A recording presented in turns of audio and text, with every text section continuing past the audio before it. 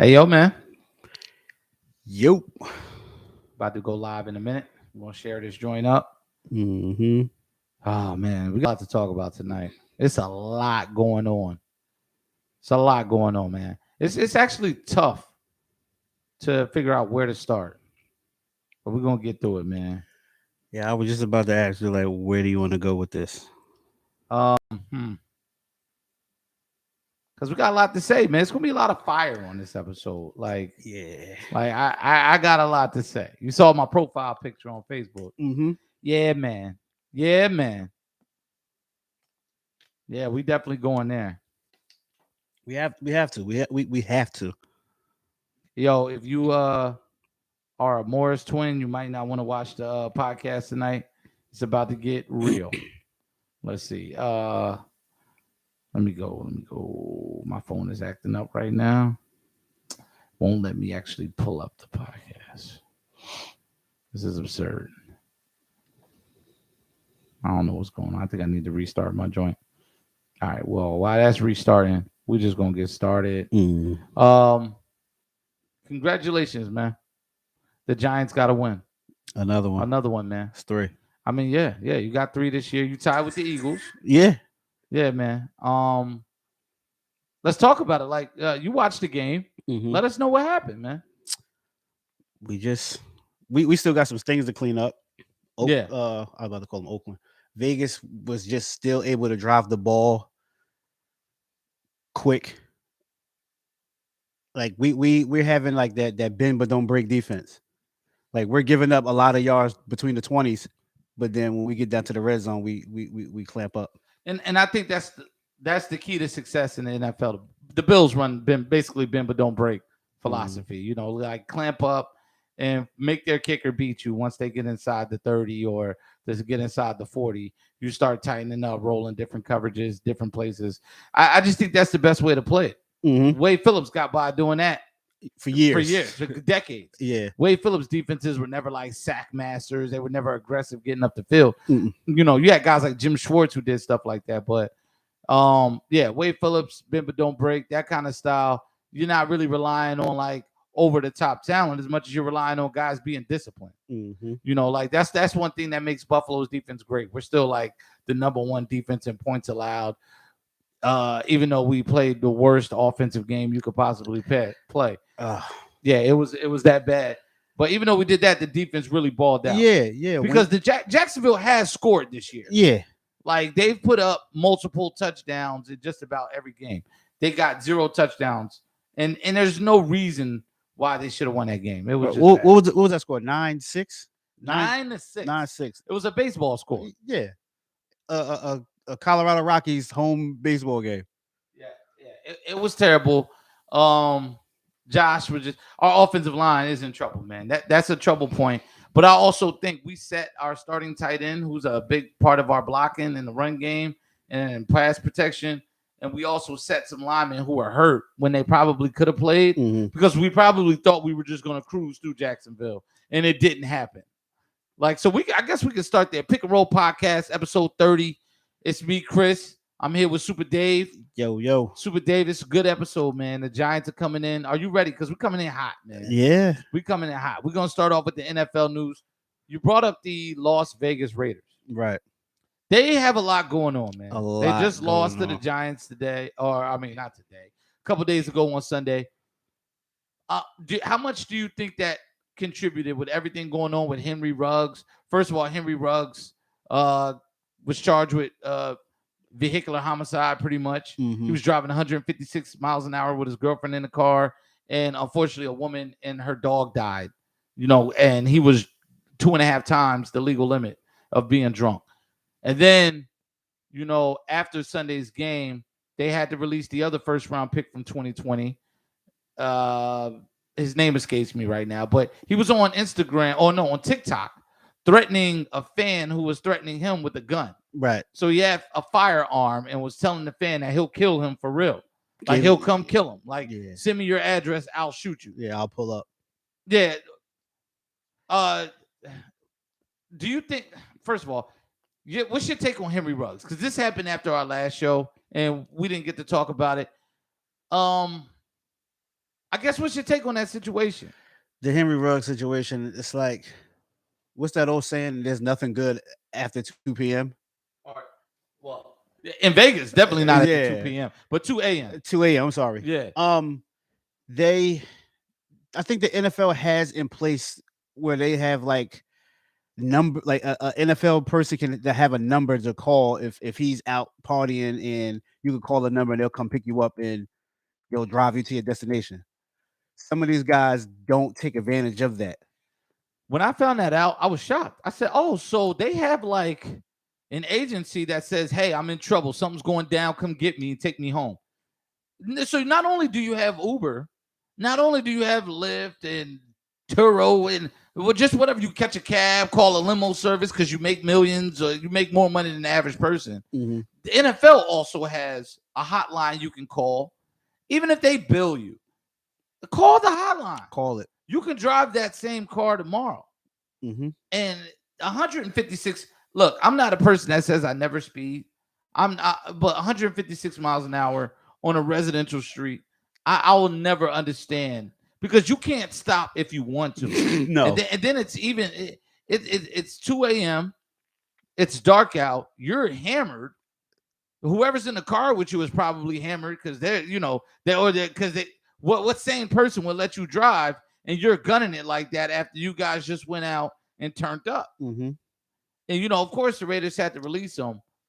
I think his career is over. Yeah, probably. I don't think he comes back from this. I don't think you ever see a return to the NFL because he was hurt himself. Mm-hmm. If you look at the thing, it looked like he might have broke his nose. Yeah, had some other injuries. They said it wasn't serious, but and then just football's the last thing he should be worrying about right now. Yeah, he's looking at big time. Yeah, it's like 46 years or something like that.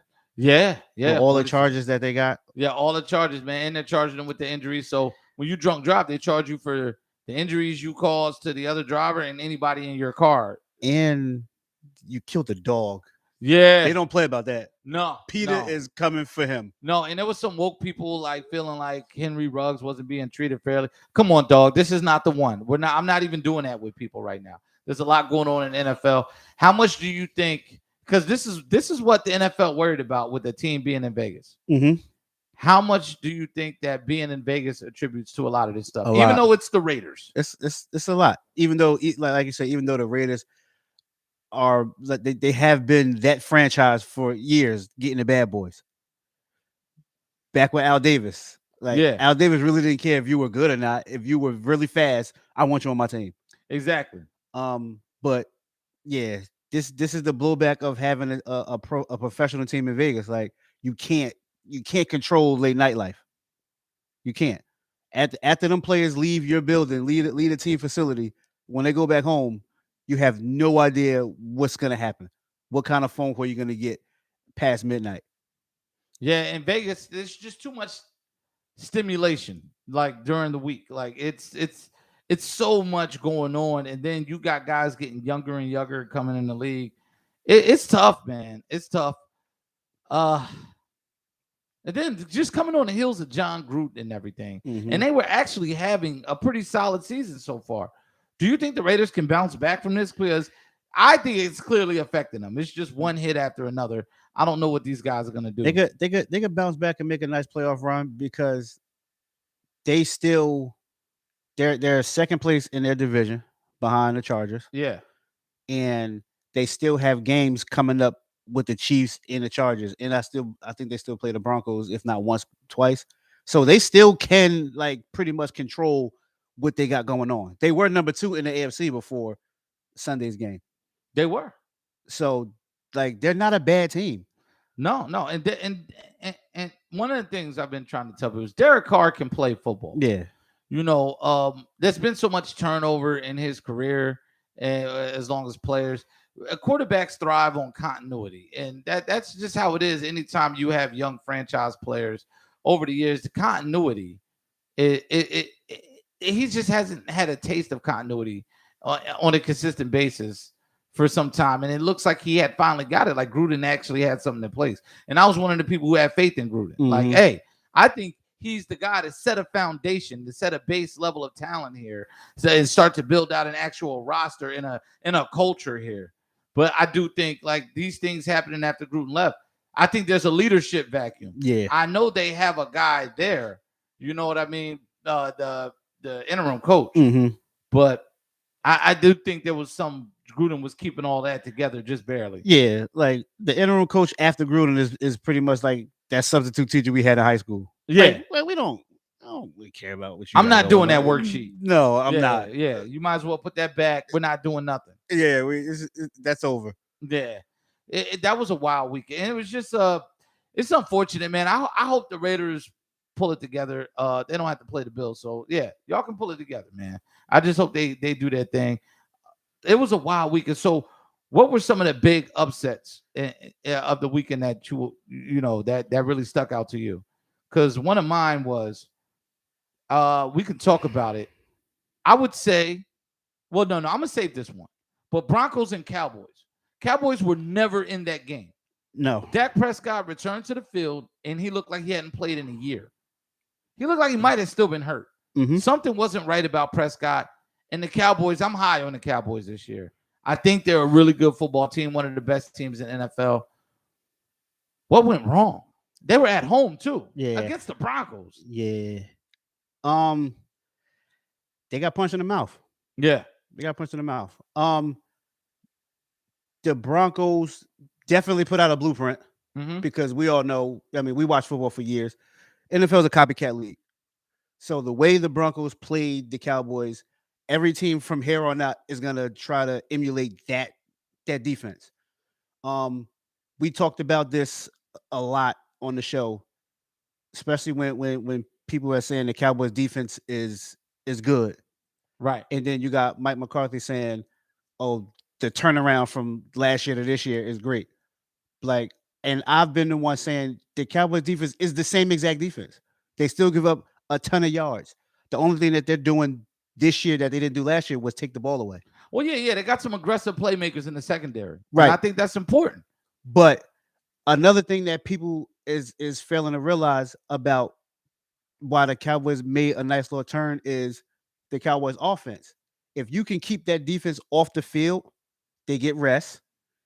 And when you're playing when you're playing ahead, the other team can't run the ball. So now you know, all right, we could eliminate the run, make them one-dimensional.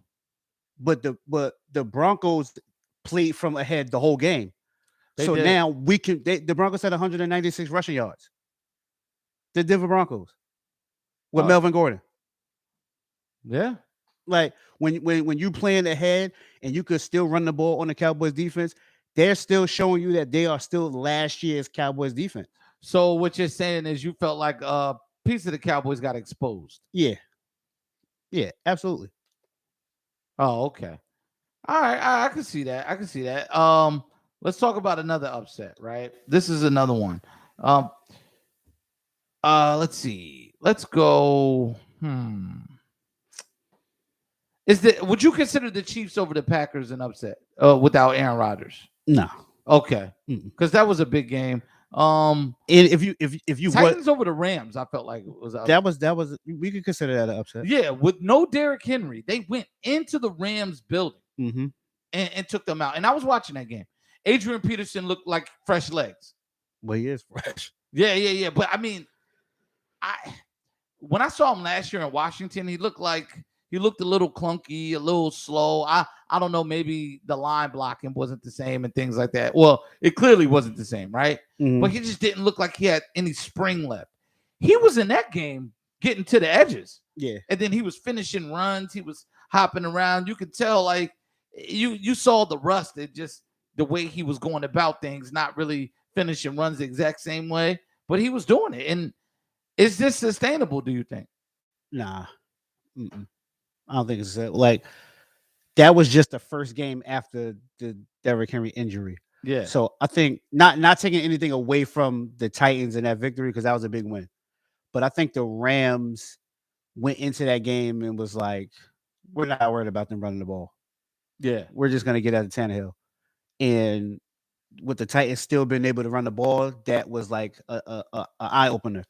But I think teams now is gonna say, all right, we got to play them honest. We don't have to stack the box on them because Derrick Henry not there, but we're gonna play them a little different now. And like I think like they're number one in the AFC. Do we think that's gonna hold up? I don't. I don't think it's going to hold up either because at some point you can stop Adrian Peterson, Yeah. right, with your front seven. At some point, there's going to be a team out there to do it once you get to the playoffs. And can Ryan Tannehill beat you? I've never been a Ryan Tannehill believer. And I'm just like, he's just not that guy that's going to be able to push your team down the field when you need him to, especially in like a big time playoff game.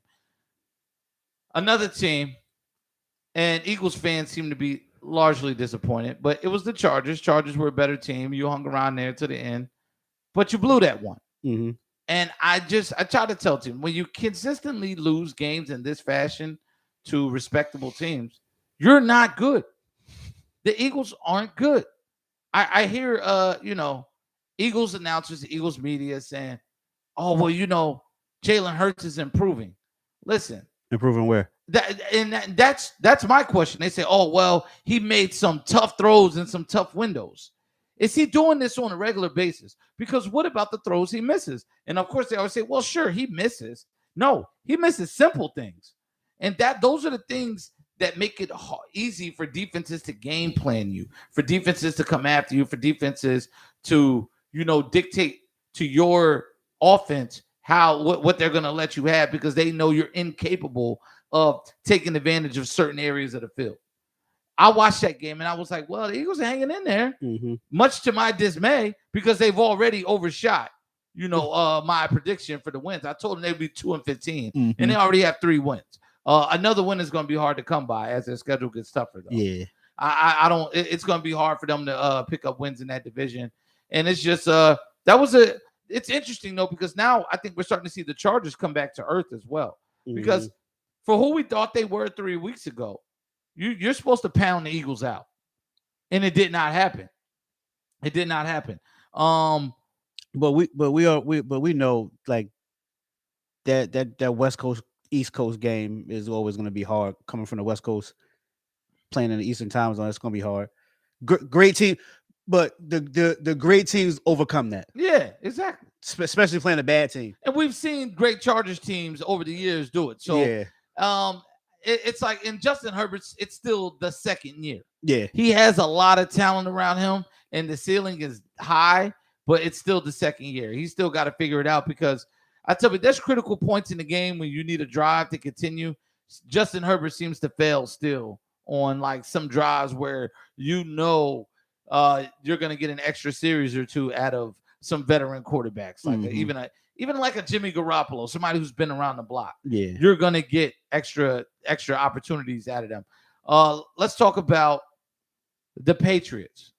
They won 24-6 over the Panthers, which isn't saying much because, in my opinion, they're one of the worst receiving units in the league. They're mad at Sam Darnold, but honestly, I wouldn't trust them either, right? Like every time I check out a Panthers game, I just see guys, they look like they don't want to catch the ball. Like they're taking 2 hands and slapping it down to the ground. They're a wild bunch out there. And without Christian McCaffrey, he came back. Yeah, but he's still, he's ramping up. Yeah. So without him being Christian McCaffrey, there's no way that they're even going to be able to win football games at this point. It's back to the top of the draft you go. And, they're starting PJ Walker, and they just activated Matt Barkley from the practice squad. I didn't know he was still. I didn't know he was in the league either. Yeah. I thought Buffalo was his last stop. Yeah. But evidently, somebody wants to give Matt Barkley a check, and I respect it. Hopefully, Matt Barkley can get in there and give them some consistency, moving the ball, hitting the easy throws, matriculating the team down the field, getting the field goal kicker. If he gets to the game. Yeah, because PJ Walker is going to be in there, and I know a lot of guys that root for him, but I just it's a Temple guy. Yeah, he's a Temple guy, but I don't see it, man. This is the NFL. It's going to be very tough. Yeah. But do you believe in the Patriots at 5-4? Do you see improvement? Do you think the Patriots are, heading toward being a playoff team? Yeah, they're heading towards being a playoff team, just because of like the field in the AFC. Yeah, like the Chiefs are down right now. The Raiders can go either way. The Chargers are coming back to the field a little bit. The Bengals are proven to be frauds. Yeah, they lost to the Browns big. But we're gonna get into that because there's a lot going on there. There's a lot going on there. We're gonna talk about it. But yeah, I mean, they're definitely in the thick of the race right now. Yeah. You know, the AFC is wide open. But as the schedule gets tougher, the weather gets bad. They talk about Mac Jones' arm. You're talking about the level of competition coming up. I'm curious to see it. Can Mac Jones compete? Yeah, we'll see because you know, I mean, especially with Mac Jones' arm, we don't really know what kind of arm he has, and then playing up in Buffalo in a dead winter, even in New England, even in New England, even in Foxborough. Are they done playing the Jets? Yeah, I think they're done playing the Jets. Yes, because I'll say like when he plays the Jets at the Meadowlands in the winter, that wind is no joke. Can take the ball and do some things with it. Yeah. Another big episode upset. It was an episode. I had an episode at the bar watching the game. It was the Jaguars over the Bills 9-6. Man, how you feel about that? It was just people wanted to kill Josh Allen, but he was under duress the entire game. I don't think the OC did him any favors. Our offensive line was banged up. We expected to coast, and we did not. Jacksonville didn't do much, but I will say this: didn't do anything. Jacksonville has players. They have some players. They got a solid running back that's replacing Travis Etienne, who got hurt in the preseason. Trevor Lawrence, you see the ability to make some plays. Yeah. Buffalo's a top defensive unit, so they were able to stifle him most of the game. But Jacksonville has some players on that defense. They still got Miles Jack. Josh Allen sacked Josh Allen, first time in NFL history that identical name sacked another guy. And first time that when he picked him off. Yeah, that's what I'm saying. So Josh Allen wreaked havoc on a injured and patchwork offensive line. That was one of the biggest upsets in NFL history. And out of the 5 biggest upsets in NFL history, according to the spread, the Bills were favored 14.5.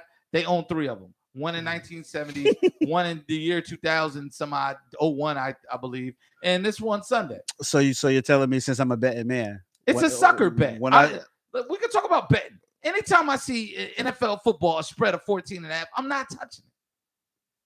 I'm not touching. How often do we see a team that bad that's going to get smoked like that? The 0-16 Lions. But they were losing some tough games, but it wasn't 14. The 1-15 Jets. The 1-15 Jets, they used to get pounded out. But if you before the game, are you going to take that bet? Or is that a game you're going to touch on your card? I did. I took it. Oh, you took it. Oh, man. Oh, man. Yeah. Well, look, I just think that's a sucker bet. And with all these upsets this weekend, Vegas took a bath. Now, let's talk about the Cleveland Browns. Odell Beckham Jr. last week, prior to this game where they beat the Bengals, his father went out and tweeted that his son's always been open, but Baker just can't get him the ball.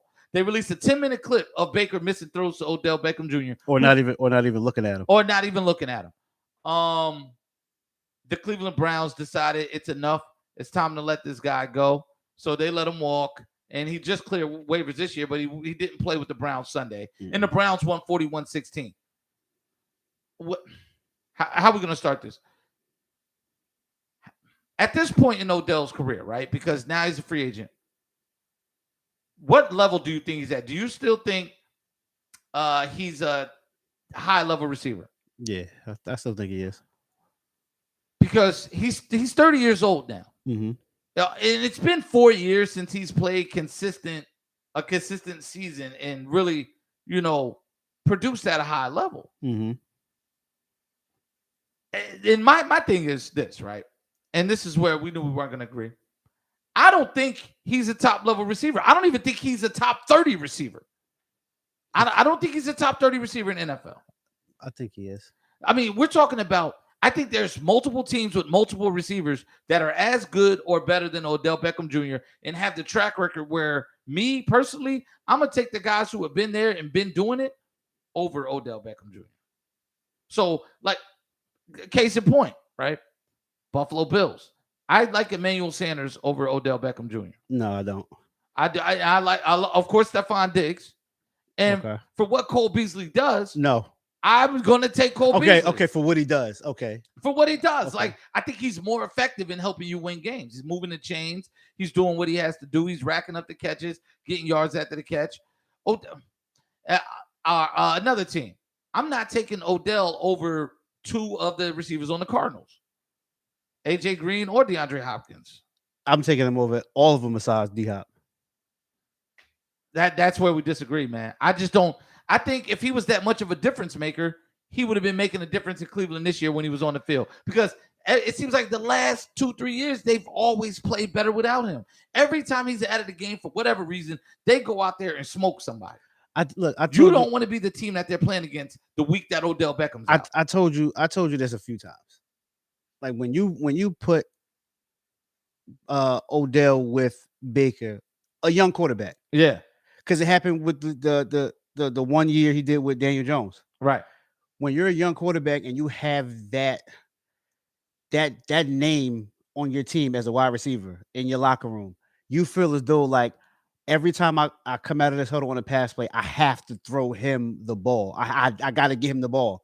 But when he's not on the field, now it's like, all right, I could breathe, I could relax, I could really scan because it's not that one person that's going to be like, yeah. If I miss him on this route, when I get back to the huddle, he might be giving me the death stare. Like, yeah. You don't have this dominant personality constantly leaning on everybody, right? Coaches included, right? So that's where I think once he's not on the field, Baker could just relax. Like, all right, I could spread the rock around now. Yeah. But when Odell's in the game, it's like you feel the pressure. Like, all right, first down, I might throw it this way, but second and third down, I gotta look for him. Right. That's what Eli did. Odell ain't really been nothing since he left Eli. I've been telling people that. I think Odell was that highlight did something. Yeah. It allowed people to think that he was spectacular when there were other guys that were really spectacular doing it. Like at the time Odell did that, that was a long time ago. It was a long time ago. Dez Bryant was still a top receiver in the NFL. We're going back. Mm-hmm. And where's his signature moment or signature run of productivity? I don't know since then, way back. What was that, 2015? Mm-hmm. Yeah, it's been 6 years. Where's this run of productivity that's going to make me think he's going to go somewhere else and perform? Because he's also 30, and 30 is... Now you're at the tipping point of a wide receiver's career. My one thing with Odell is he's not a winner. Yeah, I agree. He's not a winner. I agree. I you know what I could liken him to? For him to be successful and to be a part of something successful, he has to go somewhere where there's a lot of talent around him, and he can just add whatever little he can, and they'll force him to act right. That's why I said he needs to go to a team like a Green Bay. Yeah.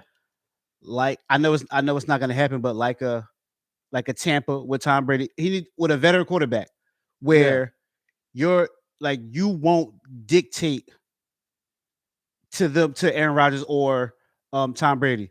I'll get you the ball. They're going to say I'll get you the ball when I get it to you. But you're not going to dictate me to keep throwing you the ball. That's not going to happen. Yeah, and it's not going to happen with the Chiefs either because I think he goes there and he's like on the Mecole Hardman level, right? I don't think he's on Tyreek Hill level as far as being a person who catches the ball. Some people are like, oh, well, he's a slot receiver, but he's extremely effective. Whatever he is, he's a playmaker. He's explosive. Like Tyreek Hill gets the job done. I don't think he's better for an offense or more valuable to an offense than Travis Kelce. Could you imagine the Chiefs if Travis Kelce wasn't available? Because he's demanding double coverage from the tight end position, and Tyreek Hill's demanding it underneath and still getting his numbers. I think Odell Beckham going there, that's where I say, like, how great is he? Is that the kind of situation that has to break him out? Because I thought with Jarvis Landry being out in Cleveland, he for sure was going to try and get it right this year. But one thing that's overlooked, Odell has a drop problem. Yes. And no one wants to talk about it. Yes. It's cool if you want to run the 9 route and get open. You want to run a deep post, a skinny post. You want to run, a couple quick slants. But a couple weeks ago, he dropped critical fourth down passes where it was just him and a defender on his back, and he put him on the ground. And, my thing is Odell, When are you going to be accountable, right? When are you going to be accountable for the shortcomings on the field that you had to deal with? And that's where, and I just don't think that if I have a franchise and I need one receiver right now, I don't think putting Odell at number one is going to help my franchise at all. If I'm short on receivers, I don't have receivers. I don't think Odell is going to help, which is why I say he's not a number one receiver. He's a two in some situations, but probably a third guy right now. You need somebody to take the top off, and you need him to just run his routes and do his job. A lot of decoy work could really help a lot of teams. Yeah, what do you think he signs? I don't know. I think he's down to 3 teams. All right, if you're Odell, right, you're not getting your salary, right? That's bye-bye. You cleared waivers. Yeah. So someone can sign. If someone signs you, you're getting $3.25 million. You're now playing for your next deal. Mm-hmm. It has to be a situation, and he has to have the mindset to show people I still got it. Mm-hmm. The ball's coming my way because this team needs me, but I'm going to have to show and prove. New England. If Odell wants to show people he's this high-level receiver, he can be cerebral, he can think the game through, he can keep his head, he can be on good behavior. New England. If New England's contacting him, that's the kind of place he needs to go. You got to rehab your image, but I'm afraid he's a lot like Ocho Cinco, where you go to a situation like that, and now you're totally ineffective because you can't do what you want. Mm-hmm. You can't call the shots. Carson Palmer, Tom Brady ain't Carson Palmer. Mm-hmm. You're not going to be able to tell him. You also don't have TJ Houshmandzadeh and Chris Henry, and and sort of a wide open offense that he benefited from. Mm-hmm. People fail to forget, or fail to remember, Ocho Cinco played with some great offensive units. There were a lot of really good players there, mm-hmm. and they had quarterback play. And I see a lot of that same thing in Odell because he does have that drop problem. I debated with a guy. It's like, oh, man, he's not even top 10 in drops. He missed 2 games, but he's just outside the top 10 in drops. Mm-hmm. There was when he still played for the Giants, there was like a Facebook memory that popped up where I think he dropped a few passes. He was dropping touchdowns. And I was like, man, like Odell just needs to cut off one arm because he can only catch with one hand. Yeah, he can only do the one hand catch, man. And that catch pretty much that's the hallmark of his career, right? That's the $100 million catch. It got him paid. Yeah. It got him paid because we already saw failure that year when he did that catch. Giants go to the playoffs. These guys go to Miami on a yacht, and then they show up and he drops everything in the playoffs. This is I understand you think that hurts me. You think Odell's top 30, but when I'm thinking of top 30, drop him on a roster right now. I'm thinking of Michael Thomas. I'm thinking of Stephon Diggs. I'm thinking of Mike Williams, Robert Woods, Keenan Allen. I'm thinking of guys who get theirs regardless. I don't think he's better than Terry McLaurin from the Reds from Washington. I don't want to say Redskins, Washington. I think he is. Man. I think Dallas has 3 receivers better than him. Dallas has 2. Well, if the third one is not on his level or not better than him, he's definitely on his level. I think Odell is a glorified slot guy right now, and in some situations, to be the 4th best receiver. Well, I'm still iffy with. CeeDee Lamb has a drop problem too. Yeah. CeeDee Lamb does have a drop problem, but he's also not a cancer to the team. No, he's not a toxic member of the team. CeeDee Lamb doesn't strike me as the guy that's giving Dak Prescott an earful whenever he doesn't get his touches so he can get his incentives and his stats and whatever that is. And my his escalators in his contract. And my issue with Amari is like he doesn't show up against big name corners. He really doesn't show up. But he's consistent. He's always available. No, he always. Yeah. I mean, he has injuries here and there, but not like Odell. Odell misses seasons. Yeah. He misses large portions of playing time. Yeah. And that's the thing. It's like, I think he's a career wasted. Because it's been 4 or 5 years since we've seen him play really good football. And people are holding out hope, man. I just don't see it. Now I just hope people realize that the Giants won that trade. I've been telling people the Giants are going to win that trade. I said it about a lot of things. You're a wide receiver making $100 million rarely, unless it's Calvin Johnson, Randy Moss, somebody, Steve Smith, somebody in that realm, they're not going to push your offense over the top. It's very hard for a wide receiver to impact the game and make $100 million. Mm-hmm. That's every year. That's 10, 12% of your cap. And you got 53 players. But I think this might be this Odell situation. We saw this before. Yeah. We saw this before. When Randy Moss got traded from Minnesota to Oakland, and then he didn't do anything. No.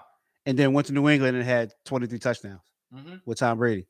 So this could be something where, you know what I mean, Odell needed to get away from Cleveland, away from a bad franchise, and go somewhere in. Are they a bad franchise? Yeah, they got a winning record. Yeah, they're so far this year they've been a disappointment. They got a lot of injuries, and Jarvis Landry was always the better receiver there. And Baker, see, people think that one of the things I hate, people think Baker's a bad quarterback. He is who he is. He's undersized. I don't necessarily like the scheme they run, but when it comes to running that play action, he's selling it. And he's delivering that ball everywhere they go. That is a skill. It's not even the fact that he's selling the play action. It's just that bro, listen. This game against the Bengals, did you watch any of that game? Yes, I caught pieces of it. Bro, I sat and watched like large chunks of that game. When you can run the ball and the Browns literally average 10 yards a carry. Yeah. So when you can get 10 yards a carry, you could play action pass it to my grandmother and the defense is going to bite. Yeah. And I'm not taking nothing away from that. The Browns are a running team, but they were built to be a running team anyway. So to me, a guy like Odell is counterproductive to what they need. They need a Jarvis Landry, a possession receiver. Yeah. That's what you need. Guys that you can count on that are going to run those precise short to intermediate routes. Odell's not the most precise route runner either. Mm-mm. He's a guy that rounds off his routes because he's always looking to get deep. He's not a guy that goes across the middle and puts it on the line in order to get his catches. He doesn't get his in the gut.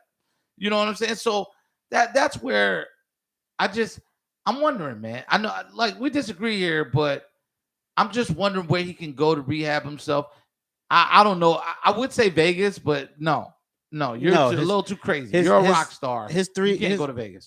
His three teams that he narrowed it down to was Green Bay, Kansas City, and New Orleans. We'll see, man. I don't think he helps New Orleans though. Their quarterback situation. I think with Jameis there, maybe, but if you're frustrated now, you're gonna really be frustrated with Trevor Siemian and Taysom Hill running this gadget offense. You're not getting the ball like that. They're running. It's an Alvin Kamara's offense, buddy. Mm-hmm. So I don't know if New Orleans is the right place for him. Speaking of Green Bay, we got the Aaron Rodgers COVID vaccine. He had to miss the game because he tested positive for COVID. Mm-hmm. And he had to go into health and safety protocols. He lied about being vaccinated.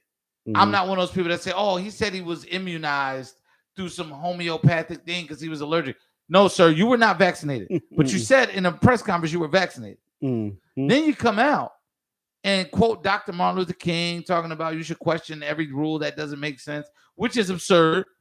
And then you say you talked with Joe Rogan, a podcaster, and he's one of the people that subscribe to your thought that, none of these COVID rules make sense and that the vaccines don't work the way they say they should. And now, all right, so right there, what was your thoughts when you saw everything going with Aaron Rodgers? Because I sure enough thought a suspension was coming. Yeah, me too. I thought a suspension was coming. I thought Green Bay was going to get fined. Yeah. I thought they was going to lose some draft picks. They did get fined $350,000, but that's light. Yeah, and then Aaron Rodgers got fined what 14,000 or something like that. Yeah.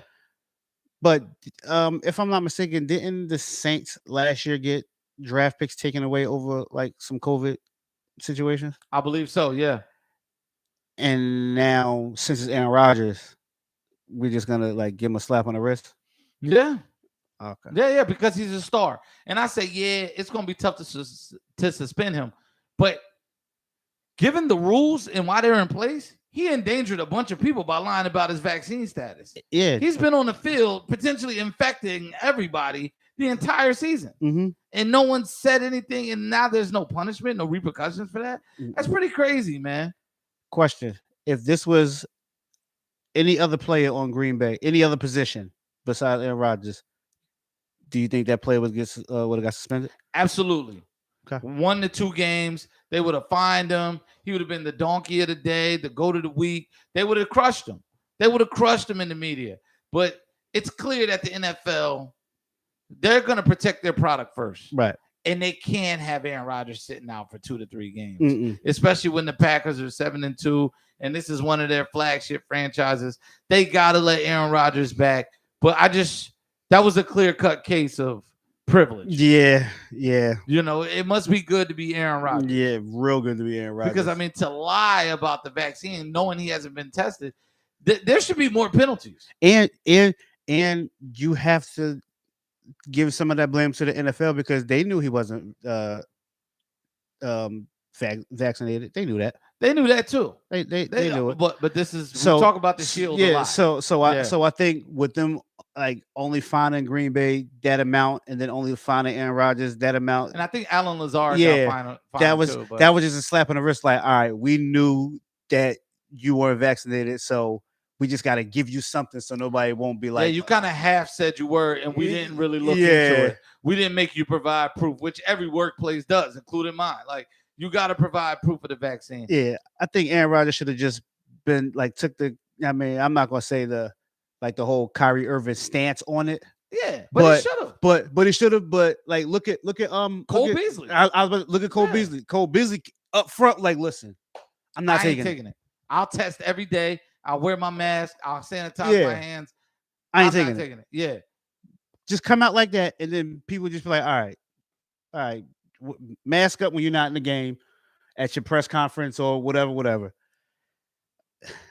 It's Aaron Rodgers, right? He was in there talking with no mask, and he's always been a guy that came off a little arrogant, pompous, a little smug. Yeah. He's definitely a smug dude. And then when I think about it, this is a guy who feels untouchable in the NFL. Absolutely. You know, and it was crazy because they found out he had COVID right after he finally praised the GM and everybody for putting together a good team. And it was really just about them consulting me first. I don't have a problem with anything they did. He was up there talking like, yeah, it was a contract situation and we couldn't really get in the Von Miller sweepstakes because, and this, that, and the third. He was just like talking like he was the GM. But what did I say? The Packers, there was no reason for him to do all that crying and complaining because they're still one of the top teams and they are very much alive in the Super Bowl conversation. Mm-hmm. They can beat anyone in the NFL. They just need to get a home game, just like every team needs to get a home game in the playoffs. Mm-hmm. They need to be home in the playoffs, and that's exactly, Aaron Rodgers, he's upsetting me, man. He really is, because you did all that being and seeing and crying and moaning, and here we go again. You know what I mean? Like, it's always one thing after another, and he's definitely the model for NFL privilege. Yeah. I mean, it's like I said, it's Aaron Rodgers at the end of the day. Yeah. The NFL is only going to do but so much to one of the faces of the franchise, one of the faces of the league. Exactly, man. Exactly. So yeah, that was just one of the most wild things. Another wild thing. Let's talk about this. Let's have some fun. Scottie Pippen is attacking Michael Jordan. What do we make of this, man? Don't bite the hand that fed you, man. First of all, you're a grown man and you're saying MJ owes you money and he's supposed to share some money with you because you decided to do an interview for a documentary you didn't request to get paid. And it's like, look, you've been getting screwed over in business and marriages, all of that. Every deal Scottie Pippen agrees to, he loses. All of it. We saw it in The Last Dance, and now he's doing the same thing again. I just think this is the lowest form of bitterness you can. I just saw him downplay Jordan's flu game because he played with a bad back. I saw a quote from that. And it seems like the more he digs at Jordan, his reputation continues to take it's taking a dive. Mike has always shouted out Scottie. He thought they were friends. He did go back on that Tony Kukoc, Phil Jackson last shot racism accusation. So I did appreciate that, but why say it in the first place? He says, "Oh, well, I just frustrated, so I had to come up with something." You come up with that? That your coach was racist because he drew up the game-winning play and the ball didn't go to you? With people, I've had that discussion with a lot of people. Yeah. And they always say, "Oh," people were telling me, "Oh, Pippen was the best player on the Bulls that year, so the last play should always be drawn up for him, or the best player." I agree to an extent. What people don't realize is that season, Tony Kukoc hit that same shot 6 times. Yeah. Off that same out of bounds set. Why wouldn't you go to that? Exactly. And Tony Kukoc was a dead-eye shooter that season. Right. That the Bulls were rolling because they were a pretty complete basketball team. And then, that's not really what Scottie does. And then here's it, like, to not to bring Michael Jordan into this or LeBron. I'm sorry. When people talk about the LeBron and Michael Jordan, when they say when LeBron leaves the team goes to the lottery. But when Michael Jordan left, the Bulls were a bad call away from going to the Eastern Conference Finals or the finals. Yeah. But my answer to that is when LeBron leaves the team, well, when LeBron goes to a team, they build that team for him. So it's just him and everybody around him changes their game. So they just wait for the ball. When he leave, now you got a team full of role players. Right. Not going to win. When Michael Jordan left, only he left. The same exact team stayed. The same team stayed. And a couple of teams in the East had taken a step back. Right. They had taken a step back in those years. Also, okay, for anybody who wants to bring up those years, there was no way that Bulls team was beating the Houston Rockets. They would have got smoked. They would have been out of there in 4. Yeah, not without Mike. No, not without Mike. No, they would have got smoked in 4. Simple as that. Losing to the Knicks was what was supposed to happen. Yeah. I mean, it was a bad call, but there was no way they were going to win the championship. Yeah. And then there would have been no discussion. So Scottie's pretty fortunate he didn't have to go into those finals with that team. Right. Because then there would have been a finals loss on his record. Exactly. And then it'd be like, well, Mike had to come back and save you. It's like this is the same Scottie Pippen to where they were in a game and he was sitting on the sideline and he held his foot up and had a pair of Jordans on and was pointing to the camera saying, "Come on back." Yeah. We're talking about this Scottie Pippen. Yeah.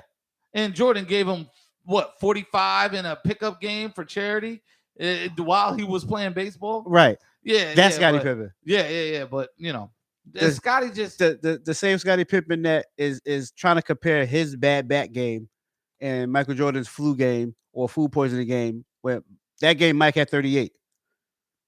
Scottie Pippen's bad back was only able to play 19 minutes. And then while you only played 19, 20 minutes and couldn't finish the game, Mike scored 45 to win the game. Mike was Mike before Scottie Pippen got to the Bulls. Yes. Mike was Mike after the Bulls, even at 40-something years old. Let's look at Mike on the Wizards and where Scottie was with the Blazers. Scottie was averaging 14, 13 points. Mike was averaging 20-something, and he was fat. Yes. He was smoking cigars and drinking before every game. On a bad Wizards team. And that's my issue with the Scottie Pippen and people who may want to take Scottie Pippen's side. Mike was Mike. Mike was Mike all throughout the 80s. And then he got Scottie Pippen at the end of the 80s. And then Mike was Mike when the Pistons beat Scottie up and gave him migraine headaches. And he felt like he couldn't play. Yeah, and he couldn't play. Yeah, he had ice on the back of his neck trying to get rid of a migraine. I never understood that, by the way. Your head hurts. But the ice is at the base of your neck. I don't know. I'm not a doctor, but whatever. It was just, this is the most sour, bitter thing I've ever seen in sports. You crying, man. And then I listened to a sports writer basically say when Scottie accused Phil Jackson of being racist and choosing Kukoc for that last shot, and attributing that to white privilege or whatever, because he did it on Colin Cowherd when he said it. He did it earlier this year. He said Kukoc was furious.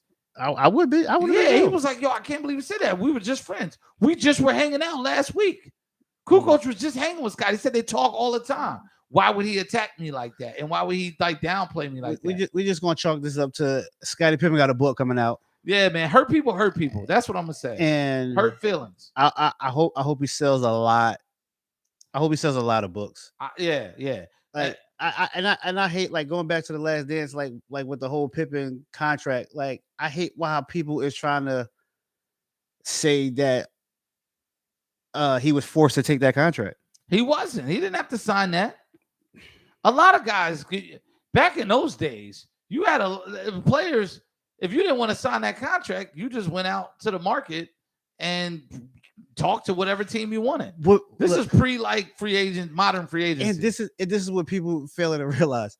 Him and Michael Jordan signed pretty much the same contract. Yeah, Mike outplayed his, and because Mike was a better player, and Mike was getting endorsements, so that's what made his money go up. Mike didn't get big contracts until the last 2 years of his Chicago tenure. $30 million a year for 2 years.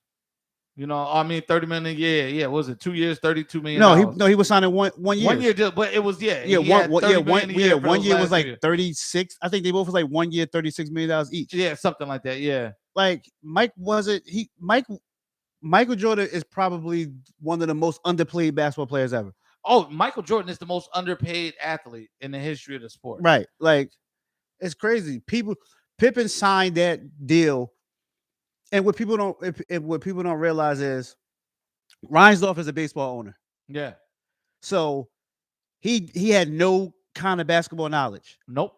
So the contracts that he was giving out were baseball contracts.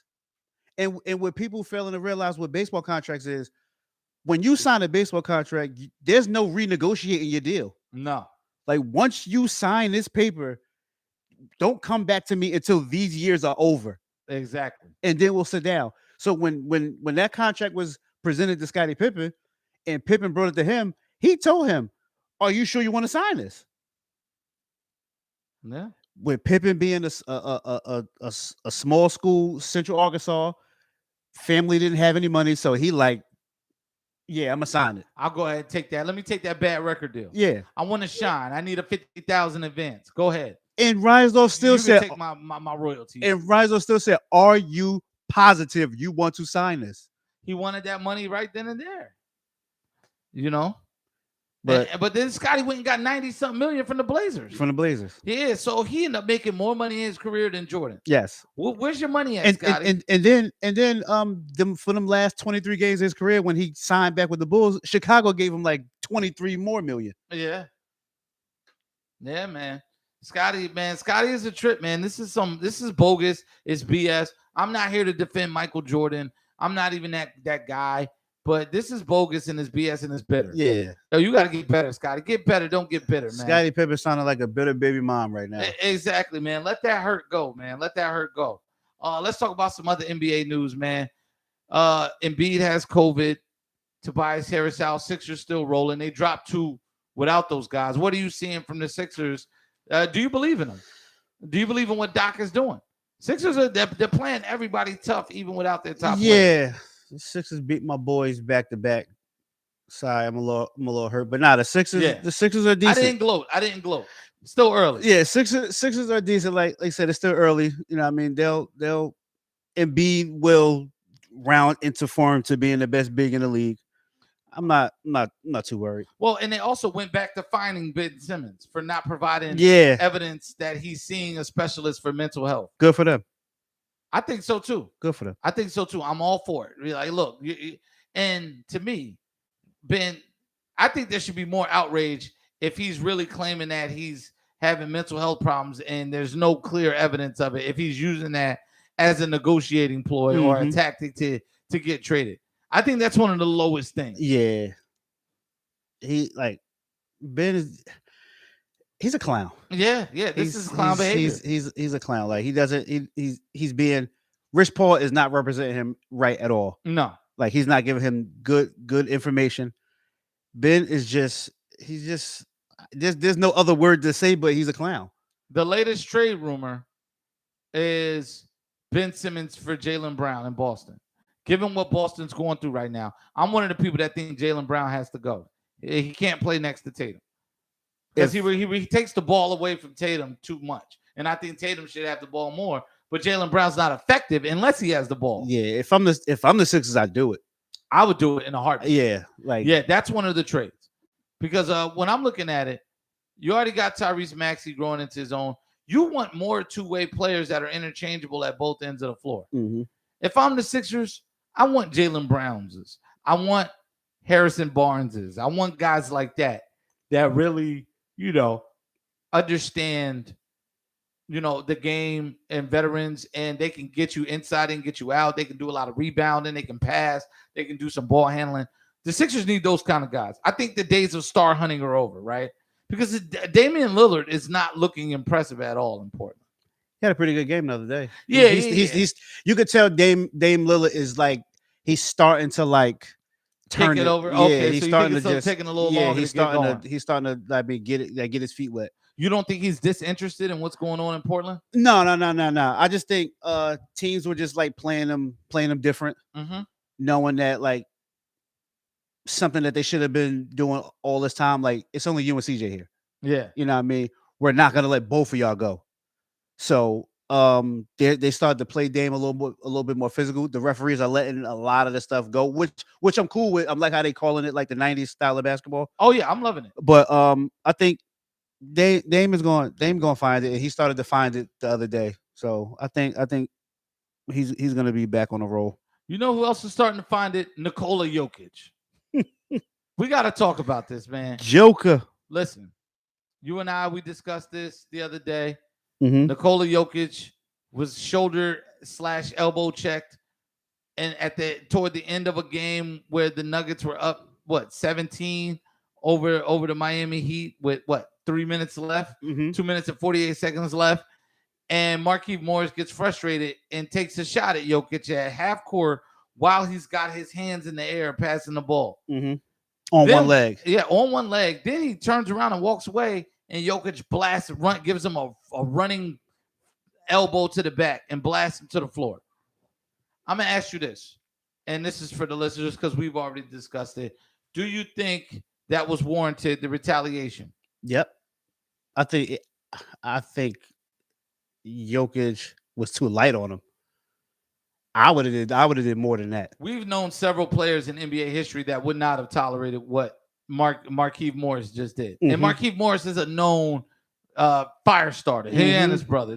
That's part of their image. That's part of what keeps them in the league. They're the Udonis bullies. Haslam. Yeah. They're bullies, but they've never fought.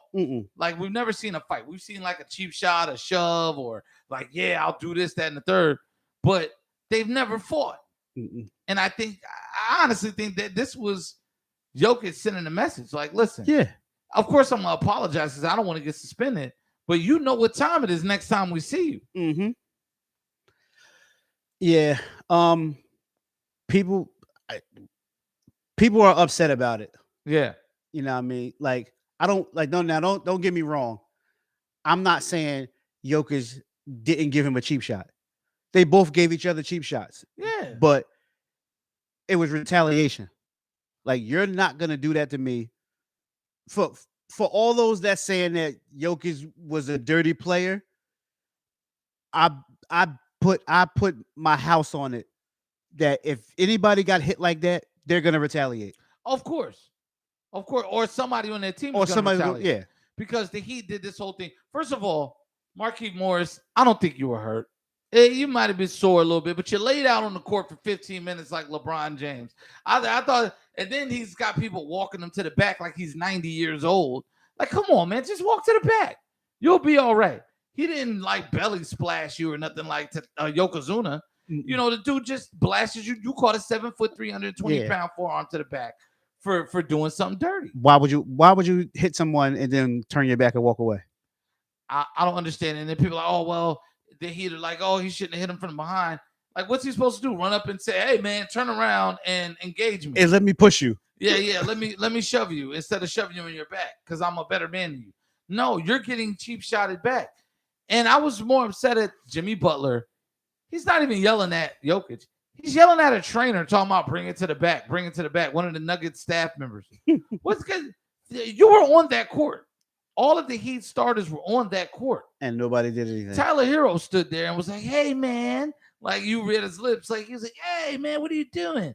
but he never made any advances toward Jokic. Mm-mm. Jimmy Butler ran over and to the ref and went to ask the ref about what just happened. He didn't go get busy. Mm-mm. You know, I think these guys like, and then they got the photo of them waiting outside the Nuggets locker room. Come on, man. To do What are what? you gonna do? Yeah, everyone gets suspended. You forfeit 3 games. Yeah, they would if Jokic would have came to that door, all it was going to do was just a bunch of yelling. Yeah, and somebody might have got smacked because his brothers were in the arena and Yeah. they're just as big as he is. Yeah, And you know, Marcus Morris tweeting out all that stuff. The brother said, "Leave it alone. We here. You're not going to try nothing crazy with our brother. Like what? We don't care. nah, absolutely not. I've never been to Serbia, but or what is he from Serbia? Serbia. Yeah, man. But listen, I don't hear great things about Serbia. Nah, not one bit. You know that, and that's what they. Markieff Morris, he got his comeuppance, man, and I enjoyed it. I thought he overplayed it, but what do you feel about? I loved it. I loved it. I love the way Jokic responded. I loved it. What do you feel about the suspension Jokic received? I think it's bogus. Mhm. If all right, if you're gonna suspend one, suspend both. Right, If you're gonna suspend Jokic, you gotta suspend him. suspend and fine them both. Yeah, Right. But now people need to know Marcus Morris was fined $50K. Now, even though Jokic wasn't fined, he's suspended. So that means he's missing a game check. So you He's might as well definitely say he was. missing a game So check. you might as well say he was just fined $300K Mm-hmm. for for sticking up for himself. Like I'm with him. Like everybody always gave them European guys the saying that all of them were soft. They saying all them big European guys, them big time European guys. If you play them physical, they'll fold. Right. Jokic trying to put an end to that. Yeah, and it's trying to look, man. You're gonna respect me out here. I'm a max player. Yes. You're not gonna ruin my career. You're not gonna break my nose in an All-Star game. Mm-mm. You're not gonna bend my elbow back. Miami Heat always play like this. That's the way they play. They play close to the edge of the rules, and they try to out intimidate the other team Mhm. with physicality and this imaginary grittiness. Look, you can't do a lot of the stuff you used to do in the NBA nowadays.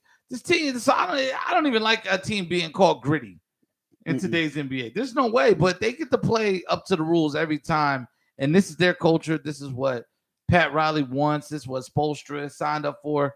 But I'm just curious at like, you know, is that culture even going to translate to winning? Because they're 7-3 right now as they're playing the Lakers, but where do you see Miami in the East? I still see them as a middle team in the East playoff picture. Yeah, I had I think I had Miami at 4th, like finishing 4th seed in the East. Yeah, they're not a championship team. Yeah, you know what I mean, because we know Brooklyn's gonna be Brooklyn. Mm-hmm. You know what I mean, the Bucks are gonna turn it around, right? And then you know what I mean, the Sixers are always gonna be there. Like I said, if you have the best big man in the league, you're gonna be there. The most dominant, like probably the most dominant player in the league. Yeah, Embiid. Once he realized that he's the Shaq of this era. Yep. Like he's gonna be unstoppable. Yep. And it's a shame he caught COVID just as he got his rhythm back against the Bulls. It was a shame he caught COVID because I mean the guy was hitting step back threes, he was spotting up, he was doing a lot, but. You know, this Miami Heat team, they're going to have to figure out something else other than tough guy tactics to try and win, in my opinion. I just don't think, you know, they were just doing too much, man. They were doing way too much. And yeah, so Markieff Morris is actually on the bench tonight. We got the game on here.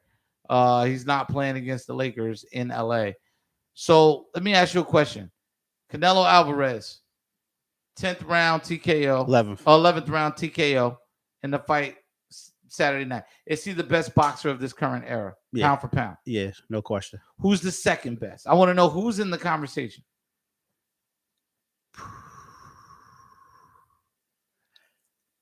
It's hard because like we really can't put any heavyweights up there. No. We shouldn't. We shouldn't. We're not going to reward them. You know what? Talking about them. Even though like he's been inactive, I'm gonna say Terrence Crawford. He's got a big fight coming up though. Yeah, not the fight we want to see though, but No. it's big. It's big for his resume. He needs a big name on his resume, so people could say, "Oh, like who has you fought?" Like it's a lot of boxes that people think are great that doesn't have names on their resume, Mm-hmm. and then they're giving them the pass because they're more active. You know what I mean? So I'm gonna go after Canelo. I'm gonna go Terrence Crawford. Yeah, I would that would probably be my pick. But like you said, he needs more signature wins to get on Canelo's level. Definitely. Canelo is the Hall of Fame Definitely. right now. Definitely. Canelo's the man. If he stops right now, he's one of the goats of of this era. The next phase we talk about Canelo is he the best Mexican boxer ever? He might that's be. Gonna be that's gonna be he the might next. be, man. I'm a huge Canelo fan. He might be, man. He if he's not, he's tugging on Chavez Senior's coattail. Listen, and he's taking he's not slowing down the pace of the fight he's taking too. He's taking all comers, and that's what I will always respect about Canelo, man. He just watching the clips of that fight because I saw it when I got home, and I got to see it on my phone. That was a very entertaining fight, man. Dude, just basically Canelo outlasted him, then finished him. Like I told you before, Caleb Plant is a good boxer. Yeah, he's a good boxer, but he is tailor-made for Canelo's style. Canelo has trouble with boxers, slick boxers. Yeah, the Mayweathers, like he has trouble with them. If you like to stick and move, you're gonna beat Canelo. Mm-hmm. I thought Canelo lost to Lara. I'm sorry, Erislandy Lara. Yeah, I thought Canelo lost to him. That's me personally. Like I watched that fight a few times, and I still can't find where Canelo won the fight because Lara is a slick boxer. I'm gonna hit you. I'm gonna move. I'm gonna hit you. I'm gonna move. Yeah. Caleb Plant is a guy that's gonna stand right in front of you. Stand right in front of you and trade. He's gonna stand there. Little to no head movement. He's not slick on his feet. Canelo knows you're gonna be right here. Yeah. You know what I mean? I'm gonna cut this ring off, and you're gonna be right here. And then eventually, as the fight go on, I'm gonna get you out of here. Yeah. So and then that's what we saw. I was telling people this when Canelo fought the kid, Billy Joe Saunders. Mm-hmm. When he beat him, and then it was like, oh, Caleb Plant. I said, yo, Caleb Plant is the same as Billy Joe Saunders, but just a smidge quicker. But they're the same person. And I mean, once Canelo figure you out, because it was cute with Caleb Plant, a couple of rounds. Canelo that's what he do. He just fills you out, and then once he knows you hit me with your best shot and you can't hurt me, there's nothing you can do about it now. Yeah, man. Canelo, he's a destroyer, man. One of my favorite boxers to watch, I think, of my adult life. And he might actually go in my top 10 of favorite boxers to watch. I've been watching Canelo since the beginning. That dude takes no prisoners, and he's gotten better and better.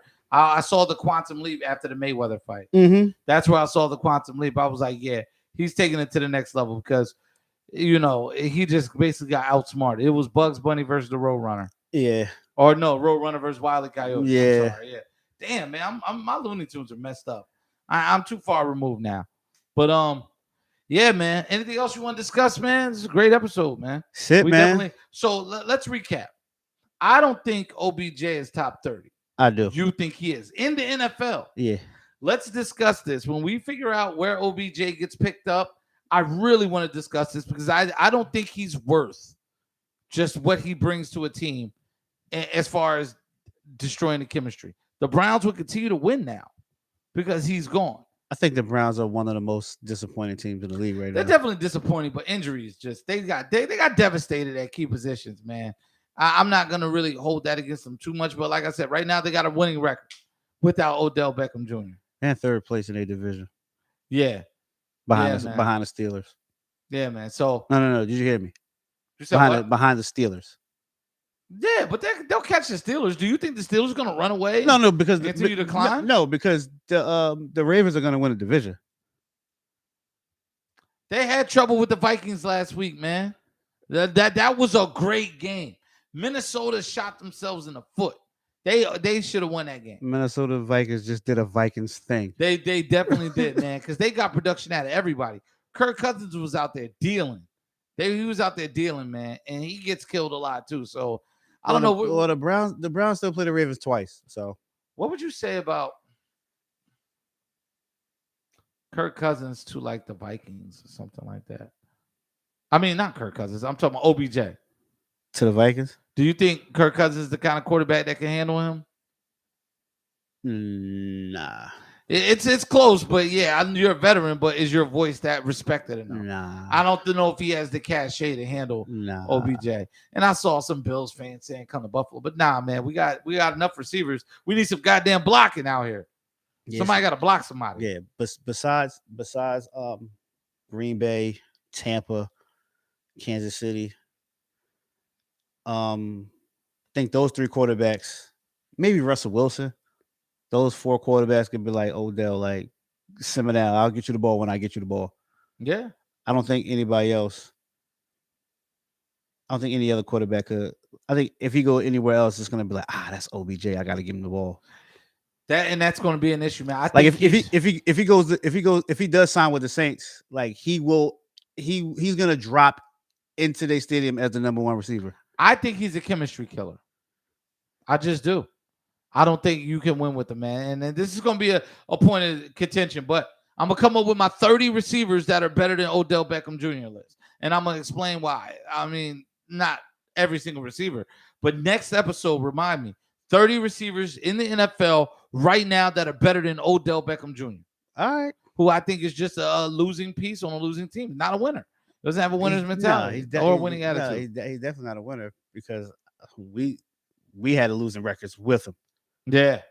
Yeah, and I honestly think Sterling Shepard might be better when fully healthy. I like Sterling Shepard. That's one guy I like watching, man. Yeah. You know. He has to go though. I need him out. I need him off my team. What about Evan Ingram? Is he better than Odell? Yo, man, Pick and Roll Podcast, episode 30. This was a great podcast, man. We definitely got to disagree a little bit. We definitely don't agree on a lot of stuff a lot of times. And we both agree. Markieff Morris got what was coming to him. He laid on the ground for 12 minutes, and it cost him $50,000. So at least that's it. That was a very expensive acting job. Mm-hmm. Make sure y'all check us out, like the podcast, comment, follow us, Indio Media Group on Facebook and on YouTube. And shout out to Super Dave, man. Hit him up on Facebook, add him as a friend, so you can see some of your daily jokes. You know, you might get kicked off the internet, you might not. Who knows, man? But this is a guy that knows how to have fun on the internet, man. It's my guy, man. Yeah, man. Yeah, man. So yeah, definitely, man. Episode 30. We'll be back next week. We out.